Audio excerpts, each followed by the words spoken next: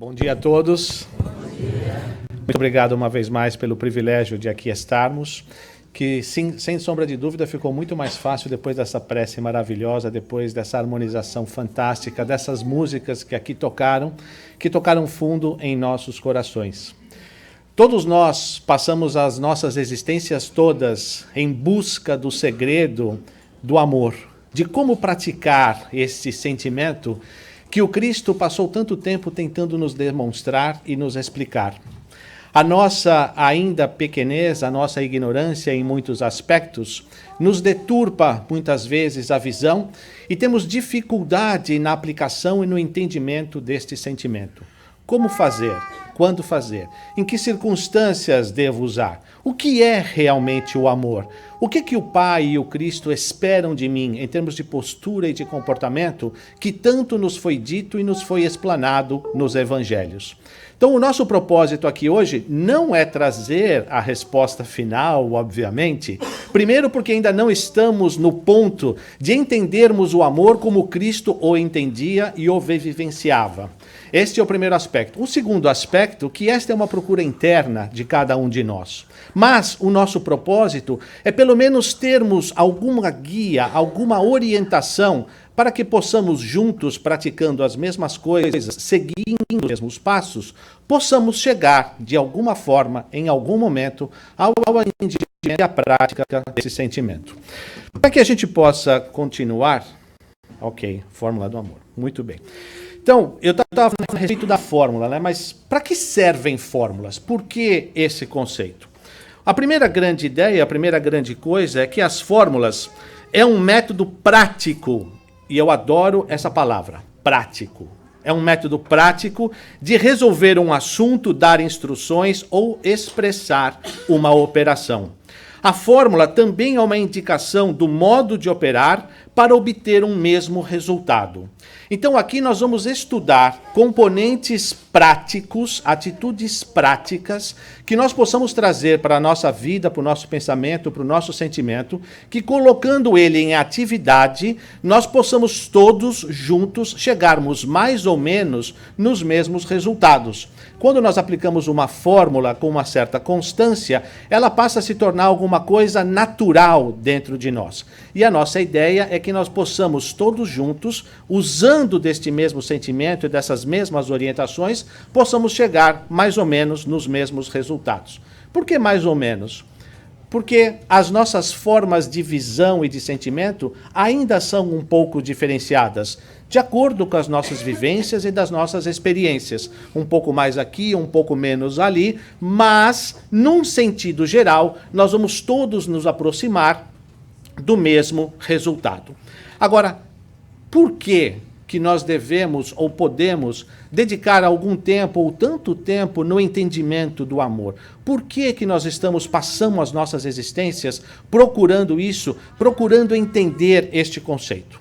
Porque quando a gente olha nas palavras e nos ensinamentos do Cristo, principalmente nessa passagem do Evangelho, ele diz muito claro para nós da importância do amor na nossa existência, na nossa vida. Quando ele é perguntado, mestre, qual é o grande mandamento na lei? E Jesus diz, amarás o Senhor teu Deus de todo o teu coração, de toda a tua alma e de todo o teu pensamento. Este é o primeiro e grande mandamento. E o segundo, semelhante a este, é, amarás o teu próximo como a ti mesmo. Destes dois mandamentos dependem toda a lei e todos os profetas. Então o Cristo aqui nos diz claramente que o amor é a base de toda a nossa existência, o propósito das nossas vidas. Amar a Deus, este é o primeiro mandamento, em todas as atividades e em todas as circunstâncias que nós estivermos. Amar a Deus e ao próximo como a nós mesmos. Destes dois mandamentos, destes dois comportamentos, dependem todas as outras coisas que nós vamos conquistar. Agora, que tipo de amor que o Cristo falava? Como definir este amor? Porque na nossa linguagem ainda muito deficiente, ainda não tanto com a amplitude que nós poderíamos ter, nós temos dificuldades, muitas vezes, na nossa comunicação e no nosso entendimento. Vamos procurar entender, então, quais são os tipos de amor que nós temos. Quando nós vamos para o dicionário, nós encontramos diversas palavras ou diversos sentidos para essas palavras amor. E Allan Kardec já dizia, logo na primeira frase da introdução do Livro dos Espíritos, que para designar coisas novas são necessárias palavras novas. Assim exige a clareza de uma língua para evitar a confusão que ocorre quando uma palavra tem múltiplo sentido. Daí ele explicando a criação da palavra espiritismo ou espiritista, para diferenciar de espiritualismo. No caso do amor, não foram criadas palavras novas para definir sentimentos diferentes. E ainda a espiritualidade, numa das respostas do Livro dos Espíritos, mais precisamente na resposta da pergunta 28, diz que cabe a nós formular a nossa linguagem de maneira a nos entendermos. As nossas controvérsias surgem quase sempre do que não compreendemos sobre as palavras que usamos, porque a nossa linguagem é incompleta para as coisas que os nossos sentidos não percebem. Então, a própria espiritualidade diz que nós temos dificuldade no entendimento porque o nosso vocabulário não é suficiente para abranger todos os conceitos. Então, eu trouxe aqui algumas definições que a gente pode encontrar no dicionário a respeito da palavra amor, para saber exatamente que tipo de amor o Cristo espera de nós e que tipo de amor nós vamos buscar na nossa fórmula. A primeira forma de amor que nós encontramos no dicionário é aquele que diz que o amor é um sentimento intenso de atração entre duas pessoas. O famoso amor-paixão. Aquele que nos tira fora do sério, do juízo, que nos leva a fazer coisas impensáveis, que nos dão até vontade de casar em algum momento. Aquelas coisas que realmente, mexem com o nosso equilíbrio. Depois a gente fica se perguntando, nossa, como é que eu entrei numa dessa, né? Mas explica-se, o amor-paixão é que faz com que essas coisas aconteçam para o nosso próprio bem. Porque este amor, essas paixões, é que nos movem adiante e que nos levam aos grandes desafios que nós temos na nossa existência, que é aprender a conviver e a compartilhar. Mas isso é uma outra palestra. Então, a primeira forma de amor que nós podemos encontrar no dicionário é o amor-paixão. A outra é um sentimento que induz a aproximar, a proteger ou a conservar a pessoa pela qual se sente afeição ou atração. É uma grande afeição ou uma afinidade muito forte por uma outra pessoa. Um amor-afeto, podemos assim dizer. Um grande amigo, um grande companheiro de infância, alguém que nos acompanha durante toda a nossa vida, primos, irmãos que nós temos, pessoas que são muito próximas, muito caras ao nosso coração, sem exercer ou tem alguma relação de parentesco. São aquelas pessoas a quem nós temos um genuíno afeto, pelo simples prazer de que gostamos muito de estarmos em suas companhias ou que essas pessoas fazem bem para nós. Então, a outra forma de amor que nós temos é o amor-afeto. Uma terceira forma de amor, e essa é aquela que nos interessa mais, é a que diz que amor é a disposição para querer fazer o bem a algo ou alguém. E este sim é o amor cristão, esse é aquilo que a gente pode chamar do amor ágape. Este é o amor que o Cristo espera de nós. Este é o amor que ele falava naquela passagem anterior do Evangelho. Amarás o teu Deus acima de todas as coisas e ao próximo como a ti mesmo. É este amor que buscamos. Agora, o que é o ágape? Da onde vem esse termo? O que é esse amor ágape? De acordo com as definições, ágape é um termo greco-cristão que se refere à mais alta forma de amor e de caridade. Pode também ser definido como o amor de Deus pelos homens e o amor dos homens para com Deus.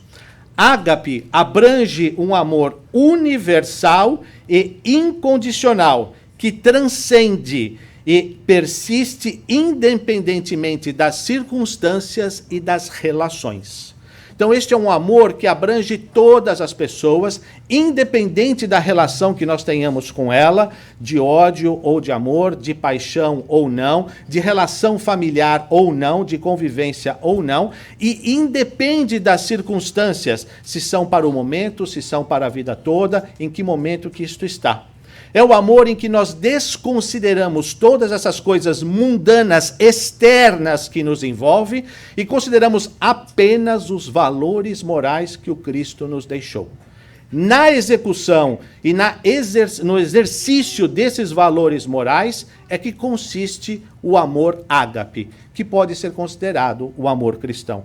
É este amor que nós procuramos desenvolver, é este amor que nós estamos procurando achar a fórmula no final dos nossos exercícios. Ainda, o que nós podemos ver com relação ao amor? Podemos ver algumas outras definições que nos foram trazidas por grandes pensadores, por grandes profetas do Evangelho ou mesmo da doutrina espírita, que nos trazem alguns componentes adicionais para que a gente possa entender essa fórmula do amor. O que nós estamos fazendo aqui é pegando algum desses conceitos para que depois nós possamos juntá-los todos numa fórmula única e podemos tentar buscar uma forma de comportamento que nos atinja a todos. Uma das definições, talvez, uma das mais completas, uma das mais sublimes definições de amor é aquela que nós podemos encontrar trazidas pelo apóstolo Paulo na primeira epístola dele para os Coríntios. Naquela que diz que, ainda que eu fale a língua dos homens e dos anjos sem amor, eu nada teria. Na continuidade dessa passagem, ele define o amor como sendo paciente e bondoso. O amor não inveja, não se vangloria, não se orgulha. Não maltrata, não procura seus interesses, não se ira, não se irrita facilmente, não guarda rancor. O amor não se alegra com a injustiça, mas se alegra com a verdade.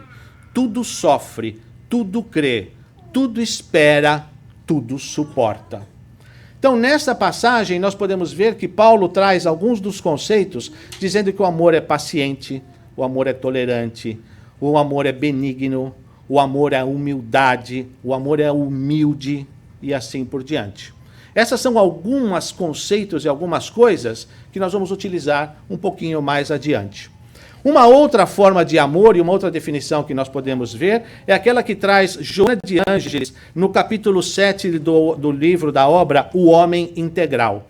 Nela, Joana diz que o amor é uma forma de negação de si mesmo, em autodoação plenificadora. Uma definição entre parênteses para isso? Mãe. Mãe se nega a si mesmo a todos os instantes e está em autodoação constante a alguém, em estado de plenificação. Porque a mãe, no exercício da sua autoanulação, digamos assim, para os seus filhos, ela ainda sente um sentimento pleno ao exercer esse amor. O amor, de acordo com Joana, não se escora em suspeitas, nem em exigências infantis. Quando não correspondido, não se magoa, nem se irrita, compreendendo que o seu é o objetivo de doar-se e não de exigir. Permite a liberdade do outro que a si mesmo se faculta, sem carga de ansiedade ou de compulsão. Uma outra forma de nós lermos tudo isso é desapego.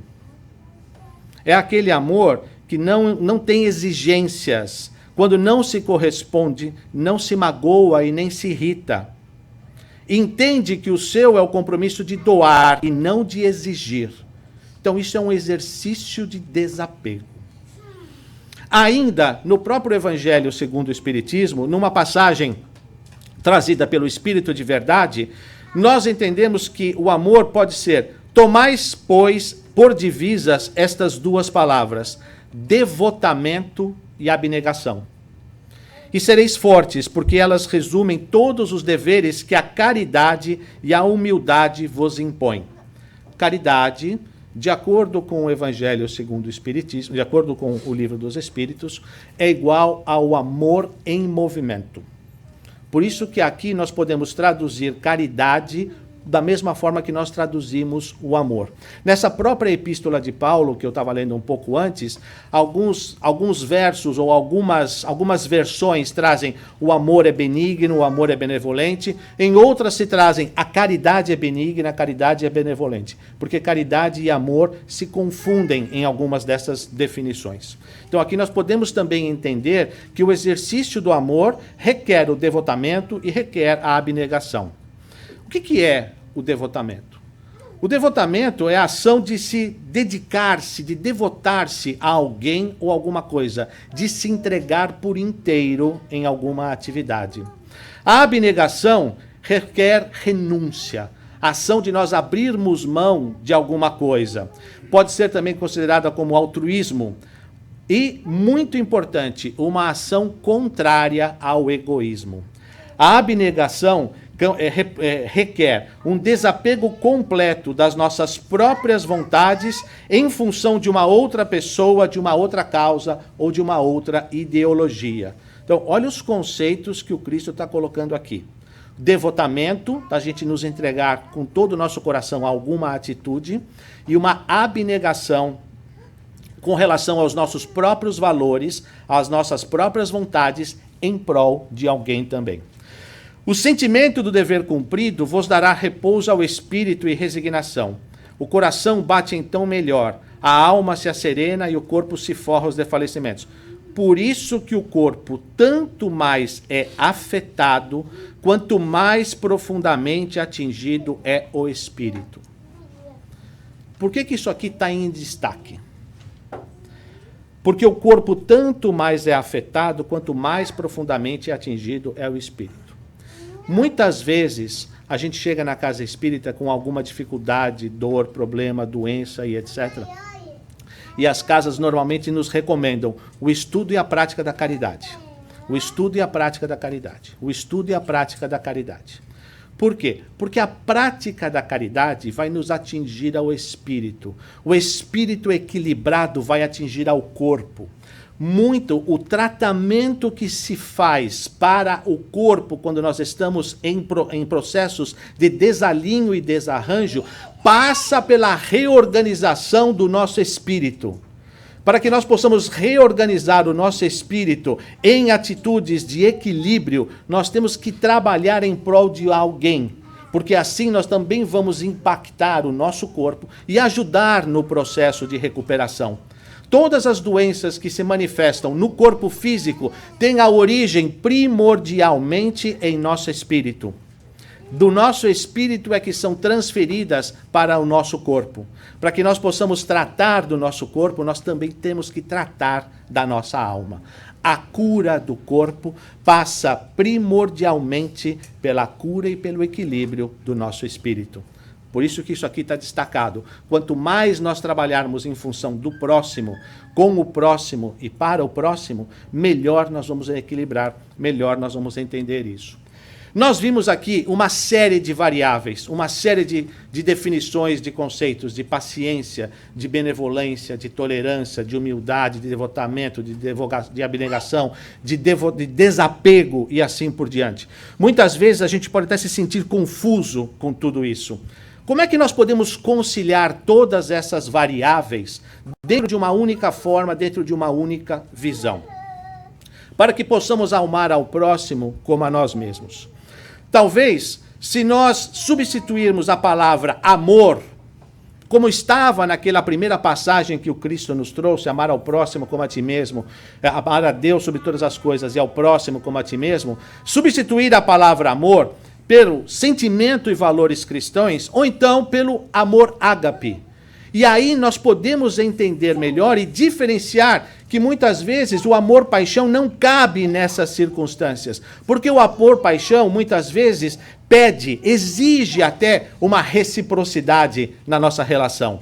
O amor-afeição também exige uma reciprocidade, mas o amor ágape não. O amor ágape pede apenas que nós nos entreguemos, que nós nos doemos em prol de alguém. Então, quando nós substituímos esse conceito, nós podemos ler aquela passagem como: amarás o Senhor teu Deus de todo o teu coração, de toda a tua alma e de todo o teu pensamento. E o segundo, semelhante a este, é: tratará com os sentimentos e valores que eu, o Cristo, lhes ensinei, o teu próximo como a ti mesmo. Desses dois mandamentos depende toda a lei e todos os profetas. E aqui, notem, não há um mas, um porém, um todavia, um senão. Não há condições. Tratará com os sentimentos e valores que eu lhes ensinei o teu próximo. Se ele te corresponder, não está escrito. Se ele te obedecer, também não está escrito. Se ele concordar, também não está escrito. Se você concordar, também não está escrito. Principalmente. É incondicional. Ágape. Universal. Que abrange todas as circunstâncias. Absolutamente sem condições. E aí, então, nós passamos a entender este amor ágape como um amor em prol e em função de alguém que nós entregamos os nossos sentimentos e valores no exercício dessas funções. Até aqui eu sei que eu estou falando grego com um pouco de trigonometria avançada. Este é o propósito, para deixar realmente todo mundo assim louco da cabeça e falar: aonde esse cara vai chegar com isso tudo? Na verdade, eu fiz todo esse preâmbulo para parecer que fosse alguma coisa assim do arco da velha. Que eu fosse aparecer aqui com equações trigonometrais do terceiro grau. Coisas assim que só engenheiro com pós-graduação poderia resolver e assim por diante. Mas não. Nós vamos ver daqui por diante como a aplicação dessa fórmula é simples. Como tudo que o Cristo fazia e fez e nos ensinou é baseado na simplicidade. Como desenvolver, como conciliar tudo isso e trazer tudo isso para a fórmula do amor? Vamos rever os conceitos que nós vimos até agora. O amor, de acordo com Paulo, ele é paciente. E paciência é aquela virtude de quem suporta males e incômodos sem queixumes nem revoltas.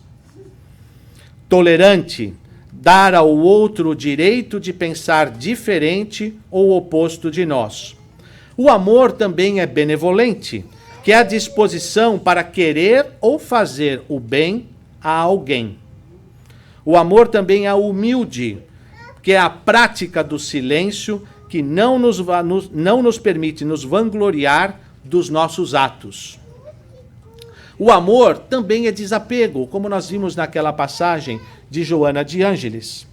Também o amor pode ser considerado como devotamento e abnegação, como nós vimos na passagem do Espírito de Verdade. E a caridade, que é o amor em movimento, é a junção de benevolência, indulgência e perdão, conforme nós encontramos na questão 886 do Livro dos Espíritos. Como é a caridade tal qual Jesus a entendia, conforme pergunta Kardec? E os Espíritos nos respondem: é a benevolência, a indulgência e o perdão das ofensas. Por que a caridade é o amor em movimento? Porque quando nós vamos num sentimento ou num sentido de caridade, nós estamos indo em direção a alguém para ajudar, amparar, acolher ou executar um trabalho. Isso significa ação, atitude, coisas em direção a alguém. Por isso que a caridade é considerada o amor em movimento. É o nosso sentimento, aquela vontade que nós temos de colocar esses exercícios em práticas, indo na rua, indo em direção a alguém. Agora, quando eu digo indo em direção à rua, não se esqueça que a rua pode estar exatamente do outro lado da sala. Aquela pessoa que está brigando com a gente pelo mesmo controle remoto. E programas diametralmente opostos. Um que quer ver Food Network, o outro que quer ver HGTV, e os dois estão brigando pelo mesmo controle remoto. O outro, aquele que precisa da caridade, talvez não esteja lá no asilo, talvez esteja lá no quarto do fundo, enfiado com fones de ouvido na orelha, sem sair há 3 dias de dentro do quarto. Talvez os próximos que nós precisamos exercer essa caridade estejam mais próximos de nós do que nós possamos imaginar ou até muitas vezes enxergar. Mas a caridade é esse exercício que nós fazemos em prol e em direção a alguém. Por isso que a caridade é considerado o amor em movimento. Muito bem, a gente viu, este aqui que está do lado esquerdo nessa foto, é apenas um exemplo da fórmula até agora. Ok? Nós vamos dar uma simplificadinha nisso aqui, que vai ficar tudo igual a somente esse coração que está aqui colocado em vermelho. Esta vai ser o resumo da fórmula. Porque quando a gente pega tudo isso e nós resumimos, nós podemos entender que o amor ágape, sendo o amor cristão, nós podemos também colocar que o sentimento cristão em ação é paciência, mais tolerância, mais desapego, mais devotamento, mais abnegação, mais benevolência, mais indulgência, mais perdão e mais humildade. É uma equação simples de somatória. Não tem raiz cúbica, não tem x ao cubo, x a n potência, dividida em equações trigonometrais, seno, cosseno, tangente, nada disso. É uma equação simples, somatória simples. E um detalhe técnico, né? Ali, quando diz menos paciência, não é menos paciência. Ali é só o tracinho do PowerPoint. Tá? É só o tracinho do PowerPoint. Por quê? Porque nós temos algumas condições da fórmula. Primeiro, ela não aceita valores negativos. Nós não podemos ter mais paciência e menos tolerância. Não dá para ter mais desapego e menos devotamento. Ela é uma equação simples que só aceita sinais e valores positivos. A outra coisa é que não há condições para aplicação da fórmula. Não há CNTP, condições normais de temperatura e pressão. Não existe isso. Independente da pressão que nós estivermos, independente se nós estamos assim no estado alfa ou se nós estamos num estado de estresse máximo, a fórmula não varia por causa dessas variantes externas. Não há variações na aplicação dessa fórmula. Não há condicionais na aplicação desta fórmula. Ela é constante, invariável e funciona em todas as circunstâncias da nossa existência. Não importa qual seja o exercício que nós estejamos sendo submetidos, à prova que nós somos colocados, mas esta equação funciona sempre exatamente da mesma forma. Agora, nós temos uma tendência, digamos assim, de achar que todas as nossas dificuldades, que tudo aquilo que a gente passa, são karmas. O brasileiro adora aquele sofrimento, né? Que tudo que acontece comigo é porque Deus esqueceu de mim, porque ninguém lembra de mim, porque tudo que eu passo, eu estou pagando tudo aquilo que eu devia no passado, né? Esse meu marido, essa minha mulher, é meu karma eterno, etc. No meu caso específico é exatamente o contrário. Eu sou o karma eterno da minha mulher.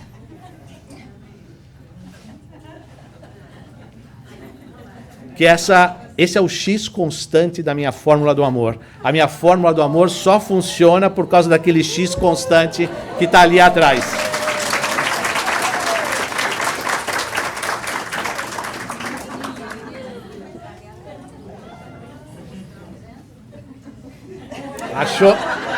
Achou que eu não ia falar, né?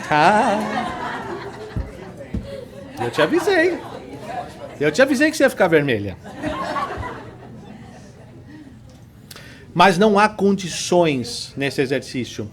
Todas as provas e todos os exercícios que nós passamos não são porque Deus está nos castigando ou porque nós estamos pagando os nossos débitos do passado. Mesmo porque a misericórdia divina não nos permite que nós tenhamos provas mais difíceis do que a nossa capacidade de entendimento e de execução.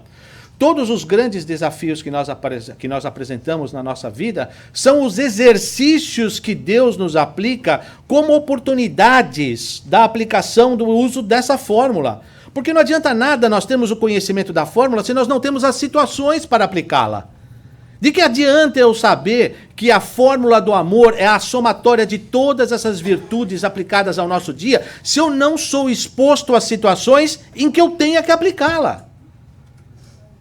Então, no nosso dia a dia, me aparecem todos os dias as provas, ou como se diz aqui nos Estados Unidos, os quizzes, né? Aquelas provinhas rápidas que aparecem no meio da aula, assim o professor fala, guardem todos os livros, está aqui uma prova. Isso são as provas que a vida nos traz e nos coloca para que nós tenhamos a oportunidade de colocar em prática o uso dessa fórmula. Todo dia nós somos expostos com alguma coisa. Então, por exemplo, o primeiro problema que pode nos aparecer, o caso do chefe chato. Agora, chefe chato é redundância, porque chefe é chato por definição. Mas só para deixar um pouco mais claro, né? Quando o chefe é mais chato, digamos assim, do que o normal, do que é esperado dele. Porque, gente, faz parte do papel de chefe ser chato. Chefe é aquele que, né, controla os resultados, tem que prestar contas, tem que ter certeza de que a equipe está produzindo adequadamente, tem que estar em cima para que tudo possa ser feito adequadamente, etc, etc, etc. Então, faz parte do papel ser chato. Alguns chefes abusam desse papel, certo? Mas é por mandato de Deus. Claro. Vamos pensar na fórmula do amor. É por mandato de Deus. Eu tenho um chefe muito mais chato do que eu possa imaginar. Qual é o primeiro componente da fórmula do amor a ser aplicado aqui? Paciência! Exatamente. Paciência nos traz tolerância. E a paciência com a tolerância nos traz a indulgência. O que é a indulgência? Eu tenho isso aqui. Eu escrevi antes da gente vir para cá. Está em algum lugar. A indulgência é o ato de nós desconsiderarmos faltas alheias e desprezarmos, digamos assim, o impacto que elas têm. Você desconsidera as coisas ruins e negativas que alguém faz para você e só pensa nas coisas boas que aquela pessoa pode ter trazido para você. Ah, mas meu chefe nunca me trouxe nada de bom. Trouxe sim, trouxe o teu trabalho. Pode não ser exatamente aquilo que você quer e você não ganha exatamente aquilo que você acha que você deva ganhar, mas você tem um trabalho. Que, eventualmente, naquele momento, seja exatamente aquilo que nós precisamos para que a paciência, a tolerância, a indulgência, o devotamento a alguma ação, ao perdão das agressões que nós soframos, possam ser aplicados na nossa fórmula do amor. Então, esta vida, ou este exercício, é uma oportunidade que nós temos de aplicarmos esses valores na nossa existência. Um segundo caso, um segundo problema que muitas vezes a gente é exposto a isso, quando roubam a nossa carteira ou algum outro objeto de valor ou algum objeto de valor pessoal muito grande, alguma coisa que a gente tenha, uma caneta que você ganhou de presente de alguém que você gosta muito, isso some, isso desaparece e tudo mais. Quais são os valores morais que nós podemos trazer a isso? Primeiro, a paciência. Porque nós fomos expostos a alguma situação desconfortável, que vai nos trazer transtornos, que vai nos trazer dor de cabeça. Se realmente é alguma coisa que a gente não consegue recuperar, ter que refazer todos os documentos, ir atrás de tudo, uma dor de cabeça tremenda. Isso vai nos exigir paciência. Se nós colocarmos raiva, ódio, vingança ou revolta nesta fórmula do amor, ela não vai dar o resultado lá na frente. Porque ao invés de nós corrermos atrás para buscarmos as soluções, nós vamos estar adicionando valores negativos, sentimentos negativos. Nós vamos perder tempo com revolta, que não vai nos ajudar a resolver aquela questão. Então, por isso que eu digo que os valores negativos não se aplicam nessas fórmulas do amor. Não cabe nenhum valor negativo. Então nós temos que praticar a paciência, porque é um transtorno, é uma dor de cabeça. Nós vamos ter mais trabalho para resolver. Ok, se nós queremos ser mais pacientes, nós temos que ser expostos a situações que nos requerem a paciência. Nós vamos poder praticar aqui o desapego. Ah, mas eu tinha ali meus cartões, tinha um dinheiro, tinha alguma coisa que eu gostava, etc, etc, etc. Vão-se os anéis, ficam-se os dedos. A gente não pode esquecer que os valores materiais, eles fazem parte da nossa existência, fazem parte daquilo que nós precisamos para nos sustentarmos, mas nós não vamos levarmos nada desses valores conosco. Nós vamos levar, sim, a paciência que nós estamos exercendo, o perdão por aquela pessoa, praticar a indulgência, porque nós não sabemos o que levou aquela pessoa a praticar aquilo. Nós não estamos no lugar dela para saber o que se passa na cabeça. Eu não estou justificando, mas sabe-se lá se essa pessoa não tem um filho num hospital, doente, alguém passando fome em casa. A gente não sabe. Da mesma forma como nós não sabemos como nós reagiríamos se nós estivéssemos na situação daquela pessoa que causou aquilo. A gente só vai saber quando nós passarmos por essas experiências. Por isso que a indulgência e a benevolência são fundamentais num exercício como esse. Para que a gente possa se colocar no lugar do outro. Isto não quer dizer aprovar a atitude do outro, mas entender as razões pelas quais alguém fez alguma coisa. Que muitas vezes a gente não faz isso. A gente só põe a perspectiva, o nosso ponto de vista. A gente não consegue se colocar no lugar do outro para tentar imaginar o que o outro sentia naquele momento. Então, na mesma forma nesse roubo, nós estamos praticando a paciência, o desapego, a indulgência e o perdão. Um outro caso é o caso do pedinte, por exemplo. Aquele pedinte que nos vem na rua e pede alguma coisa para nós, pede um dinheiro, pede algum alimento e esse tipo de coisa. Nós também aqui estamos praticando um desapego, um devotamento, porque nós estamos entregando uma ação em direção a alguém, estamos oferecendo pelo menos um tempo, um minuto de atenção da nossa parte, estamos atendendo com benevolência, que é a vontade de fazer o bem a alguém. Muitas vezes a gente nem tem algum dinheiro, nem nada na carteira, nem nenhuma comida no carro para entregar, mas um minuto de conversa, um minuto de atenção que você dê enquanto você está parado no farol, pode fazer o dia daquela pessoa. Porque imagina alguém sentado no farol o dia inteiro, nesse sol da Flórida, torrando, sem água, sem uma sombra, sem nada, se sentindo muitas vezes humilhado por estar naquela posição. Passam ali milhares de carros e ninguém para abrir uma janela e falar: bom dia, que Deus o abençoe. Desculpa, eu não tenho nada nesse momento, mas eu desejo que a luz divina te abençoe, te ajude, te ampare. Alguma coisa.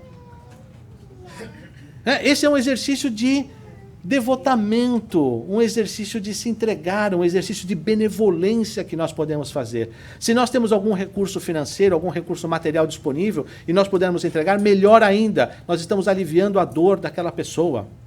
Não cabe a nós julgarmos o que a pessoa vai fazer com aquele dinheiro ou não. Porque conforme a gente viu nas condições de aplicação da fórmula, não há condicionalidade. O Cristo em nenhum momento disse amar ao próximo como a ti mesmo, se o próximo fizer isso ou aquilo. Não há condições. Isso não nos diz respeito. Isso é um problema dele. E todas as coisas que nós fazemos, e esse é um ponto interessante, se a gente não está aplicando essa fórmula, isso é muito importante. Essa aplicação dessas fórmulas, a aplicação desses valores na fórmula do amor, são aplicações aos valores, aos problemas propostos por Deus. Nós não estamos fazendo isso para o próximo. Nós estamos fazendo isso por nós e para Deus.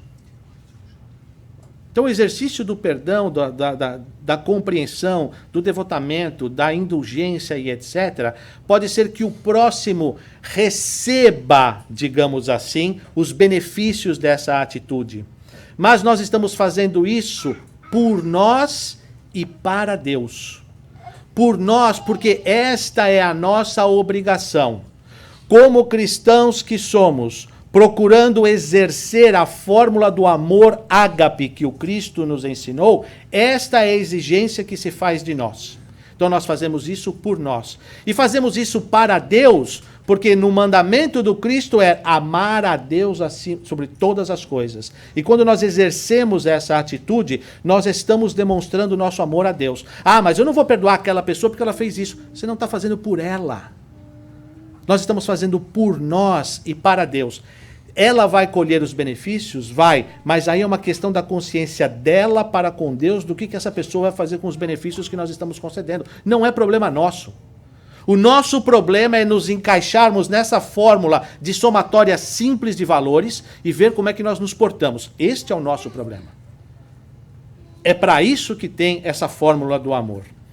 O quarto problema é o caso do amigo ou do parente ingrato. Aqui é fácil, é só aplicar todos aqueles valores que eu coloquei antes, porque aí não tem jeito. A gente tem que ter desapego, devotamento, abnegação, benevolência, indulgência, perdão, paciência, tolerância e todos os outros que a gente tem. Porque não existe nada pior para o sentimento do que parente chato e amigo ingrato. Não tem.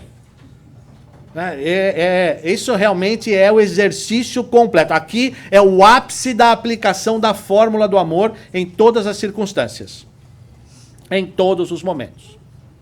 Para que a gente possa começar a encerrar, quando a gente aplica todas essas fórmulas do amor ao mesmo tempo, isso aqui não é do meu tempo. Isso aqui, alguém me disse que na década de 80 era muito conhecido. Tá cheio de gente aqui que conhece, hein? Tá cheio de gente aqui que conhece. Isso aqui fez muito sucesso na década de 80, né? Não é isso? 60? Nossa! Não vamos até lá, aí já é muito longe. Mas isso era realmente um quadrinho, uma tirinha de jornal que fez muito sucesso e tinha sempre tiradas e frases assim absolutamente maravilhosas. Mas aqui o conceito é das atitudes práticas que nós podemos ter no nosso dia a dia, que representam exatamente o que seja o amor ágape que o Cristo nos pede. Então nós podemos dizer que amar é ser sutil e sensível, paciente e constante, não se irritando e nem se impondo nunca. Amar é desconsiderar a ignorância e educar o que não se conhece. Amar é esquecer o erro, sem deixar de lado a necessidade de reeducação. Amar é não acusar, mas corrigir. Amar é não afrontar, mas ajudar. Não punir, mas educar. Não destruir, mas salvar. Estes são atitudes práticas do dia a dia que nós podemos fazer a qualquer um que nos circundam. E serão exercícios e serão atitudes do amor ágape que o Cristo espera de nós em relação a alguém ou a alguma coisa. E é muito importante que todas as vezes que a gente olhe para esses valores e para esses ensinamentos cristãos, espíritas cristãos de uma maneira geral, é que nós possamos tirar o exercício prático que vai nos requerer em termos de atitude a partir daquele momento. Porque as transformações que se pedem e exigem dentro de nós, ela não acontece única e exclusivamente porque nós aprendemos alguma coisa. Ela vai acontecer quando nós pegamos aquele conhecimento e transformamos atitudes dentro de nós com aquele conhecimento. Para que a gente possa transformar, nós temos que agir, executar, fazer, experimentar. Nós nunca vamos aprender a fazer bolo lendo receita. Se a gente não fizer o bolo, não sujar a mão, meter a mão na massa, deixar cair casca de ovo dentro da massa e cozinhar, inclusive a casca de ovo dentro, e só descobrir quando a gente for comer o bolo, se a gente não fizer isso, nós nunca vamos aprender a fazer. Então, num primeiro momento, enquanto nós estamos nos exercícios primeiros da aplicação dessa fórmula, talvez a nossa paciência não seja tão grande, talvez o nosso devotamento, a nossa abnegação não sejam ideais, mas são os primeiros passos que nós vamos ter no aprendizado dessa fórmula total. Porque se a gente olhar para o Cristo, nós vamos ver que o Cristo, ele não pensava, ele simplesmente agia. O Cristo tinha o conhecimento, o sentimento, os valores do sentimento amor ágape dentro dele tão claros, tão precisos, que ele não refletia mais. Ele simplesmente agia. E muitos dos discípulos, muitos dos apóstolos, agiram em sentimentos contrários àquilo que o Cristo ensinava, porque era o estágio de evolução moral deles naquele momento. Pedro, que é, de acordo com as tradições católicas, né, o primeiro Papa, a pedra basal e fundamental da igreja cristã construída naquela época, Pedro negou Cristo 3 vezes em 6 horas. Não foram em 6 dias, nem em 6 semanas. Foram em 6 horas. Pedro negou o Cristo 3 vezes. São exemplos de que nós podemos ainda falhar aqui e ali. Mas outra coisa que Pedro nos traz como exemplo é, ele jamais desistiu do exercício deste amor cristão. Ele jamais desistiu de seguir os valores e os princípios que o Cristo deixou para ele. É dele a obra da Casa do Caminho. É a ele creditada a fundação da primeira casa de caridade no mundo, conhecida como a Casa do Caminho, onde ele acolhia todos os necessitados, possuidores de riquezas e valores materiais ou não, aqueles que poderiam contribuir ou não. Ele não fazia nenhuma distinção a isso. Pode ter começado de uma maneira tímida, pode ter começado de uma maneira ainda não tão perfeita, mas começou e trouxe esse sentimento de atitude, de ação no seu aprendizado, que é isso que nós precisamos concluir. Nós precisamos trazer para a nossa existência, para a nossa vida, a ação nesses movimentos e nesses sentimentos. O amor, ele atravessa diferentes fases, digamos assim. A primeira fase do amor é aquele amor infantil, é que tem um caráter possessivo. Venha tudo a mim, eu quero tudo meu, tudo vem para mim, eu quero minha mãe só para mim, eu quero as minhas coisas só para mim, eu não divido com ninguém e assim por diante. E a gente vê muitas vezes as crianças fazendo isso. Quando recebem um outro irmão mais novo dentro de casa, o sentimento de ciúmes e de posse daquele irmão, não quer dividir os seus brinquedos, né? Então esse é o amor infantil, que muitas vezes nós também temos. Né? Isso é meu, isso eu não empresto, isso eu não dou, isso aqui eu não posso te dar, isso aqui você não pode usar, isso aqui é só meu e assim por diante. Então isso é um sentimento de amor infantil ainda. É a primeira fase disso. Depois nós temos aquilo que pode ser chamado do caráter juvenil do amor, ou a fase juvenil do amor. Ela que se expressa mais pela insegurança. Quando a gente não tem muita certeza e a gente fica inseguro com medo de entregar as coisas, de fazer, a gente faz meio contrariado porque o outro está dizendo, porque nós vimos um outro amigo fazer, e a gente começa a experimentar, mas ainda gera uma insegurança. Muitas vezes, quando nós começamos a nos dedicar a um sentimento novo, isso se passa com a gente. Nós temos medo de nos entregarmos totalmente num movimento de ação caritativa, porque a gente acha que o outro vai tirar proveito de nós. A gente tem aquela insegurança, a gente tem aquele medo, que isso acaba passando com o tempo. Quando nós atingimos a maturidade, quando nós já temos o valor e o sentimento tão claro na nossa cabeça, que nós já não nos preocupamos com aquilo que o outro vai pensar ou pode fazer com aquilo que nós entregamos. O Paulo, na mesma epístola aos Coríntios, que eu estava mencionando um pouco antes, ele diz o seguinte: quando eu era menino, eu falava como menino, pensava como menino e raciocinava como menino. Quando me tornei homem, deixei para trás as coisas de menino e passei a me portar como homem. Quando nós travamos conhecimento com esses conceitos e com esses valores, nos é pedido que nós esqueçamos o nosso amor infantil e juvenil e passemos a exercer e a usar o amor maduro que já faz parte da nossa existência.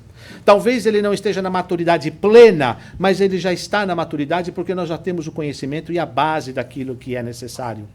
O que nós fazemos com a fórmula do amor é simplesmente colocarmos em prática e darmos mais maturidade aos nossos sentimentos e valores para que eles possam se fortalecer e crescer ainda mais, para que um dia, eventualmente, nós possamos chegar à maturidade plena e agirmos como um Cristo, naturalmente, deixando com que o amor flua através de nós de uma maneira natural, pura, simples e cristalina. Com aconchego, com acolhimento, com apoio, despreocupado daquilo que as pessoas podem pensar ou dizer a respeito de nós. Se estão tirando proveito ou não a respeito de nós. Mas aí, quando nós atingirmos essa maturidade, nós estaremos num estado de plenitude, porque aí nós teríamos entendido realmente o que seja o amor ágape e principalmente como colocá-lo em prática. Porque, conforme nos disse ele, amar a Deus sobre todas as coisas e ao próximo como a ti mesmo. Eis aqui toda a lei e eis aqui todos os profetas. Entendamos e tragamos para os nossos corações esses valores sublimes da cristiandade, que podem ser aplicados numa fórmula de somatória simples em todas as nossas atitudes, para que o amor viva e sobreviva dentro de nós, da mesma forma como vive até hoje nos corações do Cristo. E que a paz dele possa vir até nós, nessa manhã de domingo, nos iluminar e nos abençoar por hoje e para todos os dias da nossa existência. Muito obrigado, muita paz.